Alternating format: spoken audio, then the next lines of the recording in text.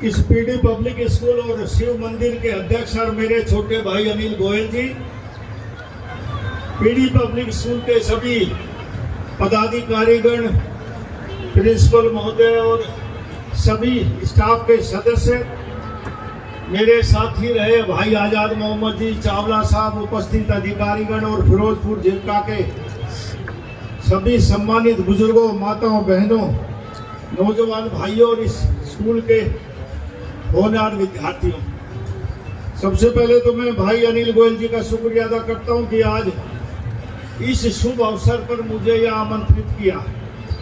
और भाई इस सरकार बनने के बाद मैं बाबा के भी दर्शन नहीं करने पाया था, तो आज इसके सहयोग से मैं बाबा के भी दर्शन करने में कामयाब हुआ। बहुत दिनों से इच्छा थी आने की, लेकिन सरकारी व्यवस्थाओं में आ नहीं पाया। लेकिन ये आज दो काम हो गए कि भाई बाबा के दर्शन भी हुए और इस स्कूल में भी आना हुआ। बहुत साल पहले मुझे याद है, मैं भाई 8-10 साल पहले मैं स्कूल में आया था, जब ये नया नया खुला था, 1 साल पहले ही खुला था। और मेरी ये कोशिश थी कि हमारा ये दिल्ली के बहुत नजदीक इलाका और एनसीआर का मेन जिले में और फिरोजपुर जिला, और हिंदुस्तान में 100 जिले हैं जो बैकवर्ड माने जाते हैं। उनमें एक जिला हरियाणा का भी आता है, वो फिरोजपुर जिला, मेवात जिला आता है, जिसमें फिरोजपुर जिला भी है। और मेरा इस मेवात से पीढ़ियों से राजनीतिक संबंध रहा है। इसलिए जब से मैं राजनीति में आया तो मेरी सोच थी कि भाई मेवात के लोग भी उतनी तरक्की करें जितना गुड़गांव के लोग करते हैं। आम आदमी अच्छा खाए पिए, अच्छा स्वास्थ्य हो, अच्छी स्वास्थ्य सेवाएं मिले, अच्छा रोजगार मिले और अच्छी एजुकेशन मिले। लेकिन ये कहने में मुझे संकोच नहीं कि कुछ लोगों की सोच और कुछ सुविधाएं उपलब्ध न होने की वजह से मेवात में उतनी शिक्षा नहीं हो पाई जितनी 21वीं सदी में होनी चाहिए थी। सरकार के बहुत प्रयत्न करने के बाद भी लोगों के मन में अब थोड़ा थोड़ा आया कि हमें अपनी बच्चियों को पढ़ाना चाहिए। जब यहाँ बच्चे अपना प्रदर्शन कर रहे थे तो मैंने भाई अनिल से पूछा कि लड़कियां कितनी हैं, तो लड़के कितने हैं, तो 2/3 तो लड़कियां बताई और 1/3 लड़के बताए स्कूल में, या 3/4 लड़कियां होंगी। और मैं मानता हूं जब लड़कियां ज्यादा पढ़ेंगी तो 2 परिवारों को सुधारेंगी, मायका भी और जहां ब्याह के जाएंगे ससुराल वालों को भी शिक्षित करेंगे, सुसज्जित करेंगे उस परिवार को, और आने वाले समय में मेवात का विकास होगा। और साथियों, पैसे से कभी दुनिया का विकास नहीं हुआ। जब तक जो इलाका शिक्षित नहीं होगा तब तक तरक्की नहीं हो सकती। दुनिया में जितने भी मुल्क हैं सब शिक्षा के आधार पर तरक्की करें। एक जमाना था जब कहा करते लोग कि कृषि प्रधान हिंदुस्तान देश है, 80% लोग गांव में रहते हैं, एग्रीकल्चरिस्ट है, और अगर किसान तरक्की करेंगे तो देश तरक्की करेगा। लेकिन आज मैं एक मंत्री के तौर पर, एक नागरिक के तौर पर भी ये कह सकता हूं कि भाई यदि जिस इलाके में उद्योग तरक्की करेंगे वो इलाका तरक्की करेगा। साथियों, आज दुनिया में शक्तिशाली देश हम अमेरिका को मानते हैं। अमेरिका सब कुछ बाहर से इंपोर्ट करता है, सिर्फ हथियार बनाता है और हथियार के दम पर दुनिया को लड़ा के दुनिया पर राज करता है और अपने हथियार अपनी कीमत पर बेचता है।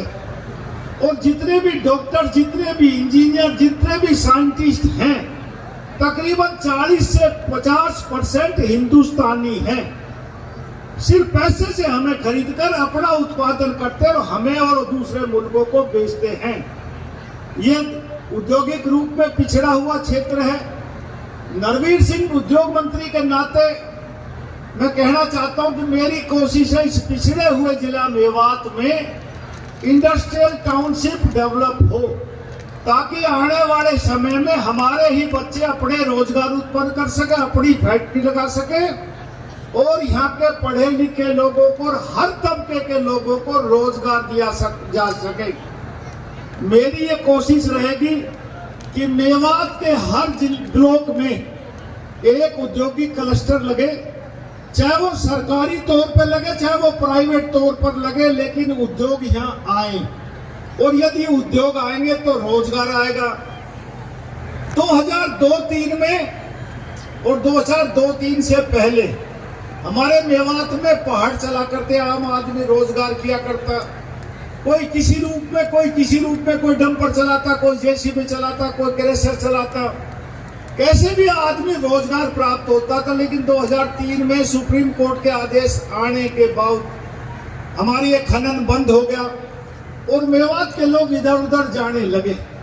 लेकिन अब जब तक, क्योंकि कोर्ट तो मुझे लगता नहीं कि अरावली के क्षेत्र में खनन की इजाजत देगा, लेकिन सरकार के तौर पर हम उद्योगों को पनपा सकते हैं, उद्योग लगा सकते हैं। इसलिए आने वाले कुछ महीनों में एक नई पॉलिसी मैं ला रहा हूं, उसमें कोशिश करेंगे कि मेवात में डेवलपमेंट हो, मेवात में औद्योगिक क्षेत्र आए। अभी एक बहुत बड़ा टाउनशिप आ रहा है, IMT रोजगार मेप, जिसको हमने IMT सोना कहा है। हमारा यह सौभाग्य है कि IMT सोना के साथ NH 248A और भाई अब ये Bombay Delhi express way, KMP मार्ग, दिल्ली का एयरपोर्ट इतने नजदीक, और जेवर एयरपोर्ट भी हमसे ज्यादा दूर नहीं है। यदि कनेक्टिविटी अब हम देखेंगे तो हम मेवात से 40-50 मिनट में जेवर एयरपोर्ट पहुंच सकते हैं। इसलिए यहाँ बहुत संभावना है कि आहिस्ता आहिस्ता उद्योग आए। और इसके जो बॉम्बे एक्सप्रेस वे बना है, उसके बाद इतने वेयर हाउस और इंडस्ट्री वालों ने, उद्योगपतियों ने जमीनें खरीदी हैं। मैं कह सकता हूं कि जो जमीन 50-60 लाख रुपए में मिलती थी वो 4-5 करोड़ रुपए एकड़ होगी। आने वाले समय में लोग और महंगी जमींदारों की जमीन होगी, उद्योग आएंगे और नई नई फैक्ट्री आएंगे, हर तबके के लोगों को रोजगार मिलेगा। और आपका शुक्रिया भी अदा करना चाहता हूं इस हरियाणा की जनता का कि भाई अब की तीसरी बार इस प्रदेश में हरियाणा की जनता ने भारतीय जनता पार्टी की सरकार बनाई।